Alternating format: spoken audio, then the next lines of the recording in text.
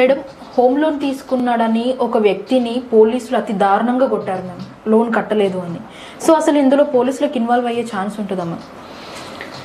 ఏ loan కట్టకపోయినా కానీ అసలు పోలీసులకి కొట్టే రైట్ లేదు ఫస్ట్ ఆఫ్ ఆల్.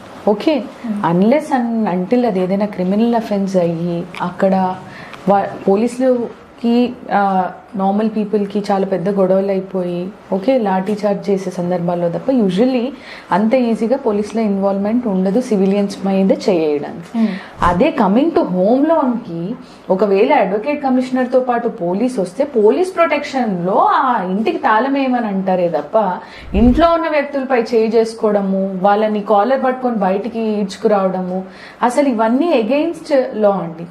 సో ఇప్పుడు ఏదైతే హోమ్ లోన్స్ కట్టలేని పరిస్థితుల్లో ఆ ఆప్షన్ నోటీసు, పొసెషన్ నోటీస్ ఇచ్చినప్పుడు అడ్వకేట్ కమిషనర్ యూజువల్లీ పోలీసులను తీసుకొని వెళ్ళడం జరుగుతుంది. ఎందుకు? ఇంటికి సీల్ వేయడానికి, తాళం వేసేసి ఒక ముద్ర వేస్తారు. ఓకే, ఇది మేము బ్యాంక్ వాళ్ళు వాళ్ళ ఆధీనంలోకి తీసుకున్నారు అని. అప్పుడు ఏదైనా గొడవ జరగకుండా ఉండడానికి పోలీసులను తీసుకెళ్తారు కానీ ఇంట్లో ఉన్న వాళ్ళని కొట్టి పోలీస్ ప్రొటెక్షన్ అని అనబడదు అది. సో డెఫినెట్లీ పోలీసులకి ఏ రైట్ ఉండదు అలా చేయడానికి.